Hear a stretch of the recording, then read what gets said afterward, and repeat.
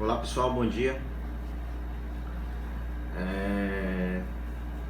Estamos aqui para explicar um pouco sobre a disciplina, né, sistemas digitais. Vou tentar ser bem resumido, tá, nesse vídeo. Tá? Já passei um material para vocês sobre uma introdução de microcontroladores e microprocessadores, né, para vocês verem a diferença, né, de um sistema microprocessados, tá? Então, já que temos conhecimento na eletrônica digital, vamos entender um pouco sobre os microprocessadores e os microcontroladores, o que eles podem fazer e como programá-los, né? Então, existe uma grande diferença de microcontroladores com microprocessadores, né?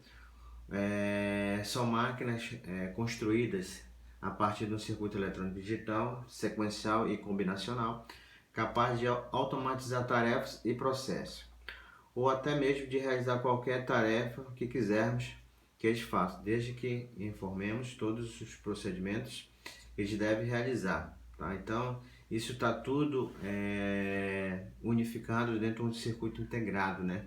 De um IC, tá? Da placa do circuito impresso.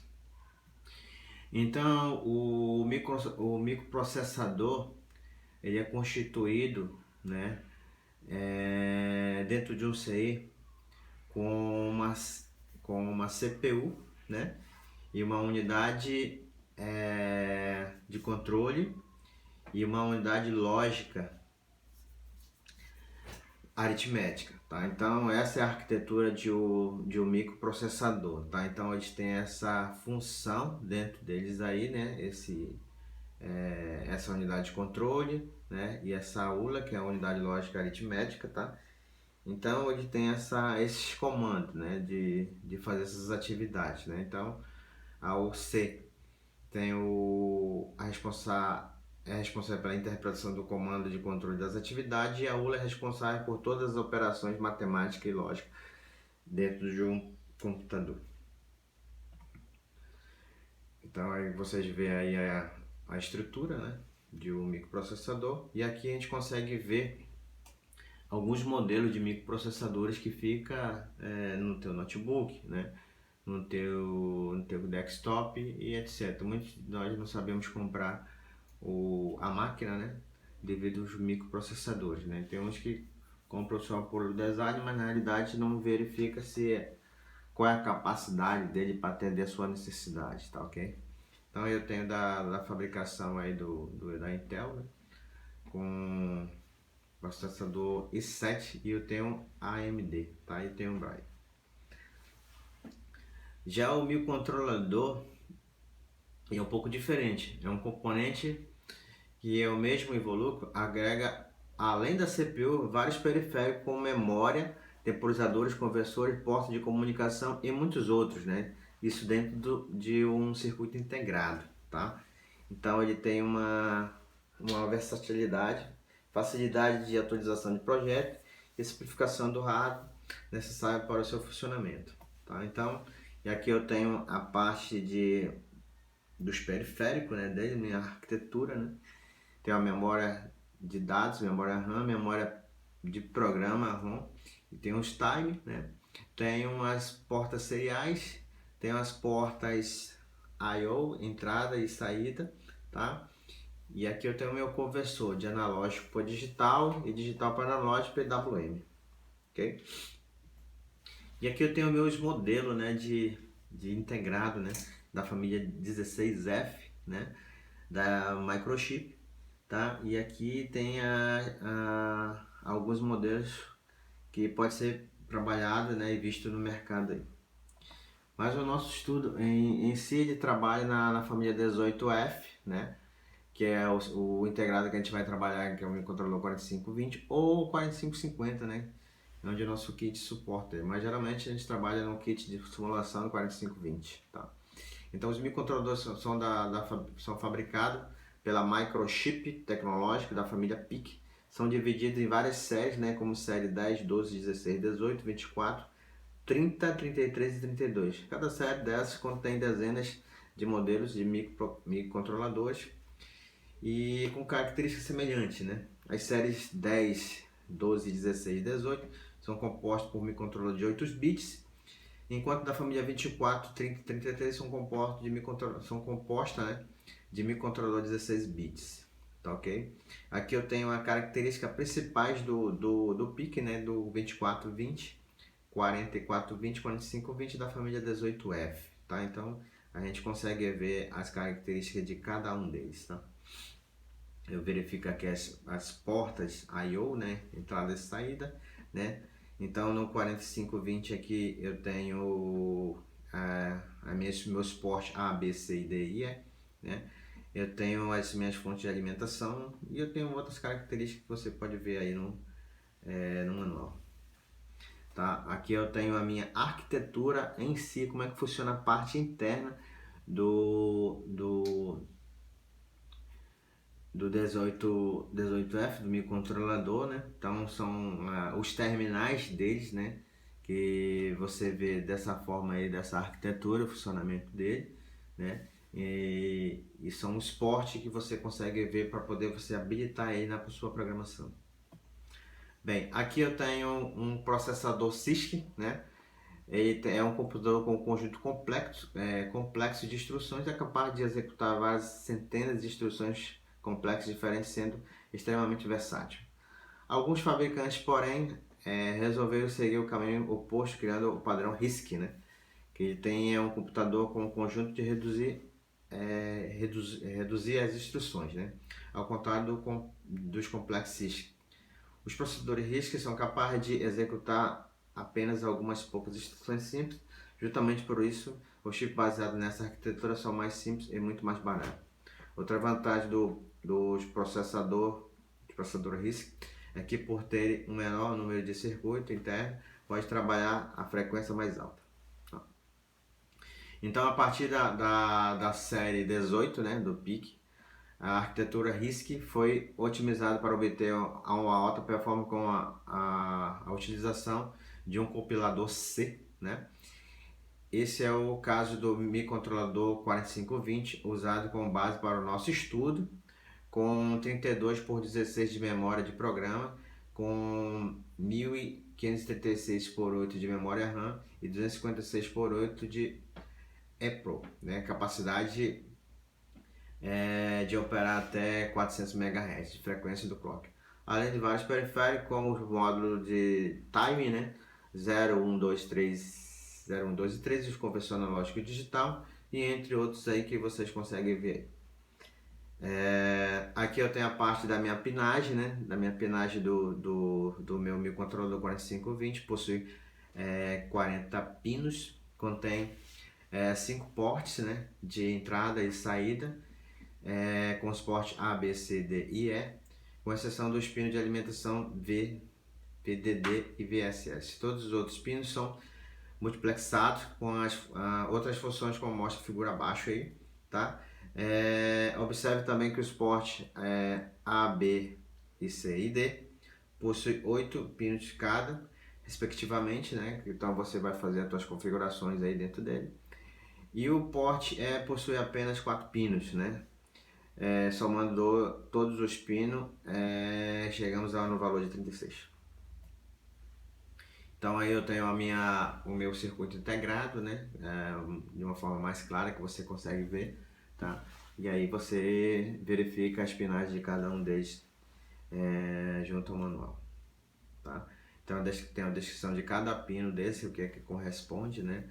Então, MCLC é a função reset, VPP é a atenção de programação e RE é o pino digital, né, da memória TTL, tá? Então, são essas condições que eu vou verificar na forma da minha pinagem, tá? Então, em outros você consegue ver aí, tá?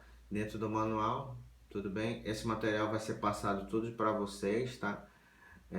Dentro da sala virtual. Por que a gente está vendo isso, menino? Porque a gente precisa saber em qual o microcontrolador que a gente está trabalhando para que a gente para que a gente possa estar tendo essa condição de informação, tá? Então eu tenho a minha configuração aqui do meu oscilador do PIC 4520, né? Ou seja, PIC 18F4520 possui 10 formas diferentes de funcionamento do oscilador. A escolha do tipo de oscilador é efetuada pelos bits, né? Configuração: as opções disponíveis para o oscilador são LP, ou cristal a baixa frequência, até 200 kHz, XT, cristal ressonador até 40 MHz, e o HS é o cristal ressonador de alta frequência acima de 40 Hz, tá? Então a gente vai estar escolhendo aí da melhor forma possível aí para que possa trabalhar nisso aí, ok? Bom, aqui eu tenho um oscilador cristal, a parte de configuração dele, né? Quando a explicação exige uma boa precisão do oscilador, como aquelas que envolvem o uso de temporizador, por exemplo, o cristal ou o ressonador, pode ser uma boa opção para o oscilador. Então, a figura 4 mostra que como conectar, né? E o cristal. E a figura 5, como conectar um ressonador de 3 pinos do PIC 18F4520. A opção para os bits de configuração neste caso deve ser dentro do oscilador LP, X, HS ou HSPL, e a frequência do oscilador será definida pelo cristal ressonador, tá? Então essa é a forma de verificar as configurações dele aí, do que a gente vai trabalhar, tá? Então eu tenho aqui capacitores, né, acoplado nesse circuito, tá? E aqui eu tenho o cristal e a alimentação dele, e aqui eu tenho a minha entrada do meu oscilador 1, 2, tá? Então aqui você vê aqui o tipo de capacitor que você vai usar nele, né? Então geralmente se trabalha com uma frequência de 4 MHz, né, do cristal, do XT, e o capacitor de 15 picofarad, tá? Então aqui eu tenho a memória do PIC, né?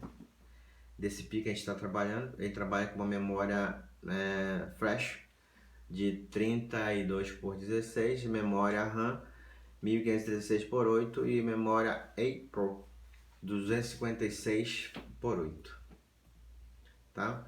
Então a memória flash refere-se a um tipo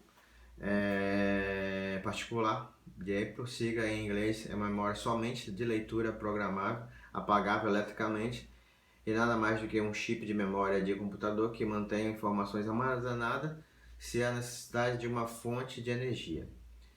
Ela é frequentemente usada pelo um eletrônico portátil, tais como dispositivo de música digital, MP3, smartphone, câmeras digitais, bem como no dispositivo de armazenamento removíveis ou populares como pendrive, tá? Memória de programa.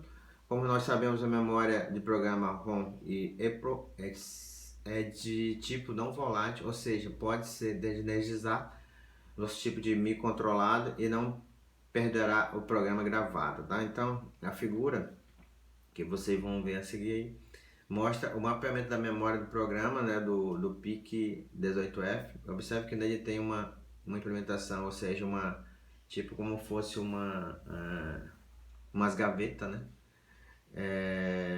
da memória, para capacidade para armazenar 16 bits em cada localidade. A memória do programa 18F4520 é o tipo Flash ROM, que permite que seja efetuada até 100.000 gravações, né? Apagamento com tempo de retenção garantido que o fabricante de 40 anos, com uma possibilidade tão elevada de gravações. Ao pagamento do PIC 18F4520 é uma ótima opção para ser utilizada nas fases de desenvolvimento de aplicações de projetos, tá?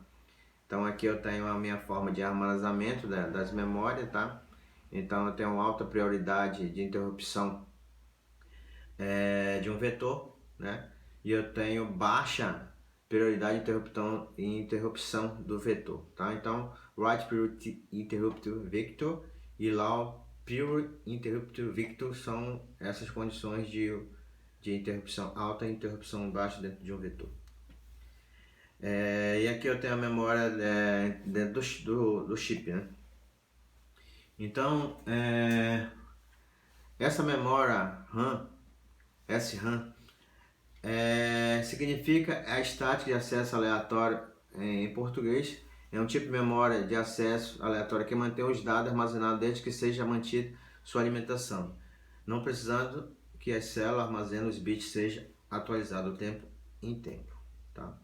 Então, a memória RAM é do tipo volátil e todas as vezes que desenergizarmos nosso sistema, perderemos as informações nela armazenada, tá? Então essa memória é implementada memória SRAM, está dividido em 16 bancos e 256 localidades, cada com a capacidade de armazenar 8 bits em cada localidade. A memória de dados está dividida em dois grupos, são eles SFR, é o registrador com facilidade específica, e o GPR, né? Registrador de uso geral. Os SFRS são registradores utilizados no controle da CPU e na configuração dos periféricos, enquanto os GPRS são utilizados para armazenamento de dados temporários gerados ou manipulados pelo programa, tá? Então aqui são as informações que são contidas dentro dele, né? Dentro da memória, né, de dados do PIC4520, tá? E aqui eu tenho as minhas especificações do meu registrador com a finalidade de especificar o PIC4520, né? Então isso você, antes de você fazer a sua programação, você verifica as informações dos bits que vocês precisam habilitar, tá? Então vamos só passando aqui um pouquinho. Aqui eu tenho a minha função reset. O reset é extremamente importante no desenvolvimento de aplicações. Mais uma vez, é um recurso negligenciado pelos projetistas. Quando ocorre um reset, a execução do programa interrompida, os microcontroladores voltam ao início do processamento. O endereço inicial do processamento do microcontrolador é o PIC, né? Com essa linha aqui que acontece lá naquela primeira gaveta que a gente passou. O PIC4520 pode ser resetado de várias formas diferentes, podendo ser identificado por software de origem do reset, tomada de decisões pertinentes. Esse procedimento pode deixar o sistema mais robusto, com maior interatividade do usuário. Um reset, né? No PIC4520 pode ser provocado por power reset em operação normal através do pino MCLR, reset um dos power managed modes através do pino MCLR, e entre outros, né, que pode ser também trabalhado com hot dog time, tá? Então, e aí a gente vê essa parte do reset. O power on reset, POW, né, é o primeiro reset que ocorre no microcontrolador. Ele acontece quando é detectado a tensão de alimentação no microcontrolador. Em outras palavras, o POW ocorre quando o circuito é energizado, embora o pino MCLR possa ser conectado à alimentação ao pino de alimentação VDD, conforme mostra a figura aqui abaixo, que é esse cara aqui, tá? Então aqui eu tenho o meu reset. Se eu quiser resetar ele lá, eu posso dar essa condição, tá? E aqui eu tenho a minha informação do Power Uptime, né? É um circuito RC interno responsável pela temporização, PWRT. Em recurso que precisa ser ativado, é o seu objetivo manter o microcontrolador em reset até a tensão de alimentação esteja estabilizada. O delay gerado pelo PWRT até o timing out pode variar conforme o chip, com a temperatura. Com a tensão de alimentação VDD ao PWRT é ativado na hora da gravação pelos kits de configurações, tá? Então, só uma forma de você verificar isso aí. Já esse outro pino, né, hot dog time, trata de um recurso muito poderoso utilizado para evitar a paralisação do sistema em caso de travamento do oscilador devido a uma interferência eletromagnética ou qualquer outro tipo de ruído que faça parar de oscilar, exceto em caso de efeito no oscilador, tá? Então, esse hot dog time nada mais é de que um cão de guarda aí do microcontrolador, que ele vai te dar essa função. E aqui são as portas de entrada e saída, né? I/O. Quando o microcontrolador é configurado com o pino I/O, entrada e saída, o pino digital ele pode ser configurado com entrada ou saída de dados quando configurado como digitais nos ports A, B, C, D e E. Um pino configurado com uma entrada pode receber informações digitais de 0 ou 1 com aquela vinda de um botão e um sensor, etc. Um pino digital configurado como saída pode fornecer para uma carga ou para outro elemento do sistema de informação digital, em forma que acionar um LED, tipo assim, e ligar o motor. né, fechar uma eletroválvula, etc. São projetos que você vai tentar desenvolver durante a sua programação. Tá? Então essa aqui é a forma de você verificar as configurações do porte A, né? E aí possui 8 pinos, né? 8 pinos aqui, ó, 0 a 7, né? De 0 a 7. E aqui eu tenho o meu endereçamento dele, tá? Por isso que a gente precisa saber bastante eletrônica digital. E tem ele é configurado com entrada ou saída quando está funcionando com os pinos digitais, o registrador porte A, mapeando a memória RAM e o endereço F8H.